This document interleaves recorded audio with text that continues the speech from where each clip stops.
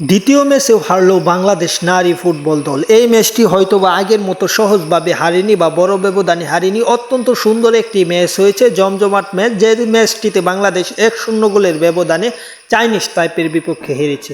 এই ম্যাচটি হারার মাধ্যমে বাংলাদেশ 2 ম্যাচের সিরিজে সমতা ফিরাতে পারল না। 2-0 সিরিজটা হারল বাংলাদেশ নারী ফুটবল দল। সবকিছু মিলে একটি সুন্দর ম্যাচই অনুষ্ঠিত হয়েছে বলা যাবে। এই ম্যাচে কেউ কাউকে ছেড়ে কথা বললেনি। 17 মিনিটের একটি গোলের কারণে বাংলাদেশ এই ম্যাচটি হারে। এই ম্যাচে বাংলাদেশ অত্যন্ত প্রতিদ্বন্দ্বী করেছে বা প্রতিদ্বন্দ্বীপূর্ণ একটি ম্যাচ খেলেছে তা না বললেও চলবে, কারণ তা আপনারা দেখতেই পেরেছেন। এই ম্যাচটিতে যে প্রতিপক্ষের বিপক্ষে নেমেছিল আগের ম্যাচে তাদের বিপক্ষে বাংলাদেশ এক হালি গোল খেয়েছিল। শুধু আগের ম্যাচ নয়, বাংলাদেশের যদি দু দলের পার্থক্য দেখি সেখানে র্যাঙ্কিংয়ে 100 ধাপ পিছিয়ে আছে বাংলাদেশ। 100 ধাপ এগিয়ে থাকা একটি দলের বিপক্ষে লড়াই করা মানে অনেক কিছু, এবং শেষ পর্যন্ত লড়াই টিকে থাকা অনেক কিছু। বাংলাদেশ সেই কাজটি করেছে।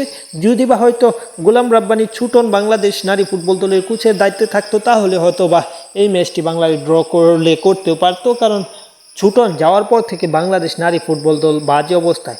এবং এই সিরিজটির মাধ্যমে বাংলাদেশের এই ফিফা উইন্ডো শেষ। সামনে আর 4 মাস বাকি আছে সাব চ্যাম্পিয়নশিপ, নারী সাব চ্যাম্পিয়নশিপ। সেই সাব চ্যাম্পিয়নশিপের আগে একটা বড় সড়ো প্রস্তুতি ছাড়লো, এবং বাংলাদেশ কেমন করবে বা সাপে এবার কি চ্যাম্পিয়ন হতে পারবে সব খবর এই চ্যানেলে পাবেন। এবং বাংলাদেশ পাশাপাশি এই ম্যাচটি মানে এই সিরিজটি খেলার মাধ্যমে ভুল ত্রুটি ধরিয়ে আরেকবার সাব চ্যাম্পিয়ন হতে চাই। গতবার সাব চ্যাম্পিয়ন হয়েছিল বাংলাদেশ, তাও আমি কি বলবো, নেপালকে হারিয়ে বাংলাদেশ সাব চ্যাম্পিয়নশিপ হয়েছিল, আপনারা জানেন। এবারও সেই ধারাবাহিকতা বজায় রেখে সাব চ্যাম্পিয়নশিপ হতে চায়। সেই জন্য কঠিন প্রতিপক্ষ ভারত ও বাংলাদেশের জন্য হতে পারে, ভারত এবং নেপাল এই দুইটা দলই। তাই বাংলাদেশ অত্যন্ত সুন্দরভাবে খেলতে চাইবে এবং প্রস্তুতি আগে থেকেই প্রস্তুতিটা সেরে নিচ্ছে বাংলাদেশ নারী ফুটবল দল। সব কিছু মিলে এই সিরিজটা অত্যন্ত জমজমাট এবং আকর্ষণীয় এবং সুন্দর একটি সিরিজ হয়েছে।